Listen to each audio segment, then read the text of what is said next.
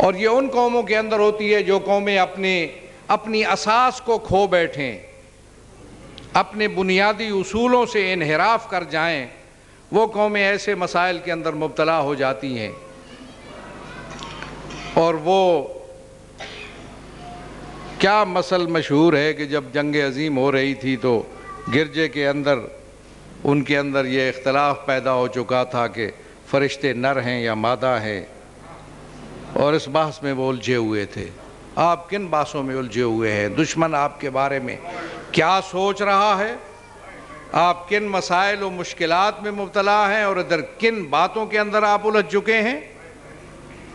بھول گئے آپ اس بات کو؟ آپ کے سٹیج سے ہزاروں مرتبہ بیان ہوتا رہا، ہوتا ہے، لوگ کرتے ہیں کہ پیغمبر گرامی قدر اس وقت تک دنیا سے رخصت نہیں ہوئے جب تک اپنے بعد کی رہبری، قیادت، امت کی امامت کا جب تک اہتمام کر کے نہیں گئے۔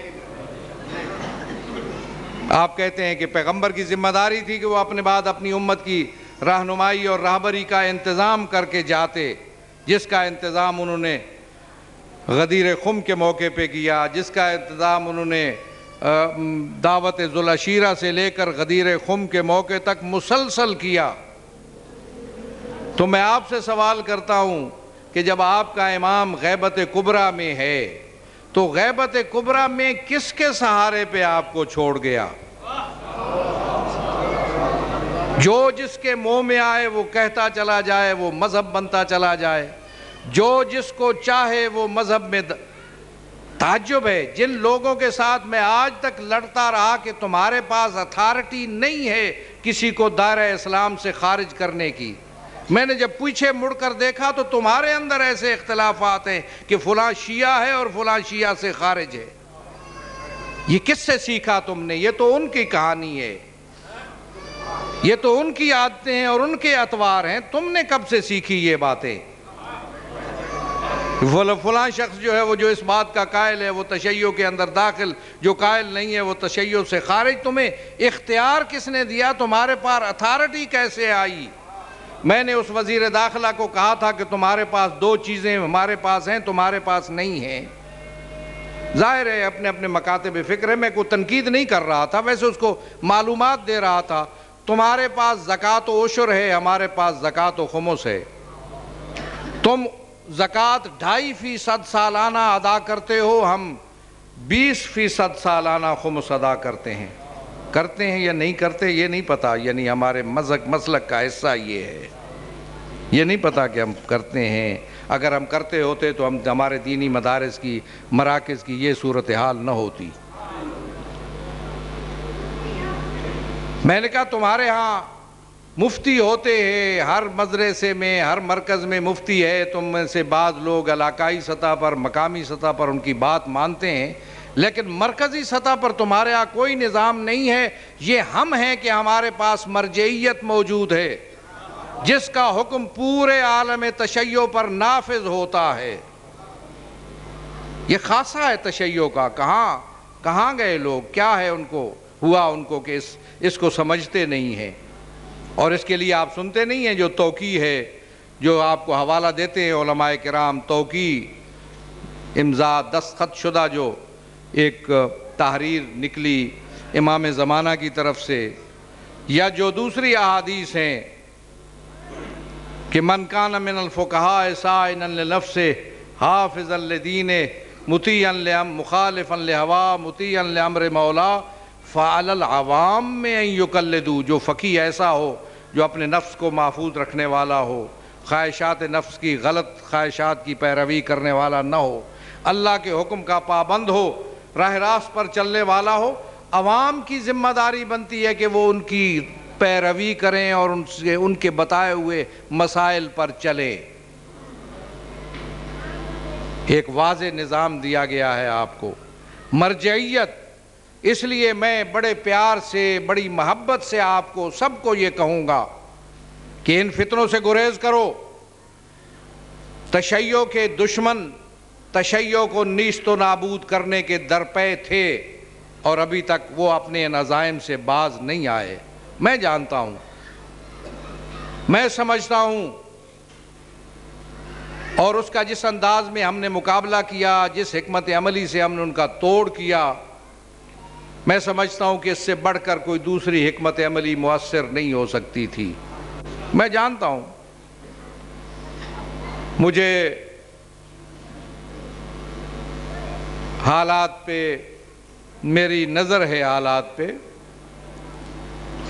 اس لیے میں سمجھتا ہوں کہ آپس میں پیار و محبت سے ان مسائل کو حل کرو، اس میں دو ٹکڑوں میں نہ بٹو۔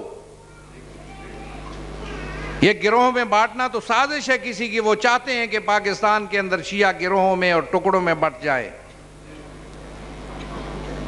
وہ دوسرے حوالوں سے بانٹنے پہ زیادہ توجہ نہیں رکھتے جتنے آپ کو مذہبی حوالے سے بانٹنے میں توجہ رکھتے ہیں، اور اس کے لیے انکشافات ہو چکے ہیں، اس کے لیے ان کے منصوبے تشت ازبام ہو چکے ہیں کہ وہ آپ کے اندر افتراق پیدا کرنے کے لیے اور ٹکڑوں میں بانٹنے کے لیے کوششیں کر رہے ہیں۔ میں آپ کو سب کو اس بات کی طرف متوجہ کرتا ہوں اور زور دیتا ہوں کہ سب کے لیے واحد حل یہ ہے کہ مرجعیت کی طرف رجوع کرو۔ جس بات کی اجازت مرجعیت سے ملے،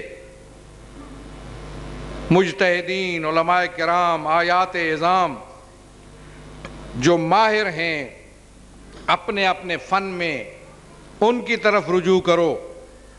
جو رہنمائی وہاں سے ملے اس پر عمل کرو، مت جھگڑو آپس میں۔ لا تنازعوا فتفشلوا وتذهب ريحكم، قرآن کہتا ہے، واضح الفاظ ہیں، مت جھگڑو۔ کس بات میں؟ کسی بات میں بھی جھگڑا نہ کرو۔ لا تنازعوا، نہ جھگڑو فقہی مسائل میں، نہ جھگڑو دوسرے مسائل میں، احکام میں، نظریات میں، عقائد میں، جھگڑا نہ کرو۔ تم کمزور پڑ جاؤ گے، تمہاری ہوا اکھڑ جائے گی، اور پھر تمہیں نیست و نابود کرنے میں دشمنوں کو موقع مل جائے گا۔ اس لیے اتحاد و وحدت کی کوشش، پیار و محبت۔ اذهبا الى فرعون انه طغى، حکم ملا موسیٰ و ہارون کو، جاؤ فرعون کے پاس، وہ بڑا سرکش ہو گیا۔ فرعون سے بڑا کوئی سرکش نہیں تھا، لیکن جانا تو اس کے پاس جا کر قولا لہ قولا لینا، نرمی سے گفتگو کرنا تاکہ وہ نصیحت حاصل کر لے۔ گالم گلوچ مت دیا کرو ایک دوسرے کو، طعن و تشنیع مت کرو ایک دوسرے کے اوپر، اشتعال انگیزی کی باتیں مت کرو۔ ہمیں آج وحدت کی ضرورت بہت زیادہ ہے۔ بین الاقوامی دشمن، ملک کے اندر رہنے والی دشمن قوتیں تمہارے درپے ہیں۔ میرا کام ہے آپ کو متوجہ کرنا، ہر شخص کی ذمہ داری ہے، صرف میں ذمہ دار نہیں ہوں، سب کی ذمہ داری ہے کہ وہ توجہ کرے۔ شیعہ ہے، مانتے تو یہ ہو، کہتے تو یہ ہو کہ ہم امام کے انتظار میں ہیں، اور مانتے یہ ہو کہ علم نہیں ہے، کسی وقت بھی اس کا ظہور ہو سکتا ہے۔ کیا جواب دو گے اس کے سامنے؟ کسی وقت بھی اس کا ظہور ہو سکتا ہے، تیار ہیں جواب کے لیے؟ کیا کردار ہم نے ادا کیا تشیع کے حوالے سے، کیا کردار ادا کیا ہم نے تشیع کی وحدت کے حوالے سے؟ میں نے بہت سے اقدامات وحدت کے حوالے سے اٹھائے ہیں، کیے ہیں۔ میرا کسی کے ساتھ کوئی جھگڑا نہیں ہے، کوئی مشکل، کوئی پرابلم کسی شیعہ کے ساتھ نہیں ہے۔ میں نہ کسی کے خلاف کوئی ذاتی حیثیت سے گفتگو کرتا ہوں، نہ کسی کے خلاف کوئی رکاوٹ کھڑی کرتا ہوں، نہ میرے سامنے کوئی رکاوٹ بن سکتا ہے۔ مجھے کسی کے حوالے سے کوئی بات کرنے کی ضرورت نہیں۔ میں سمجھتا ہوں کہ شیعہ ہے اگر، تو اسے تشیع کے مفاد اور مصلحت کے راستے پہ چلنا چاہیے۔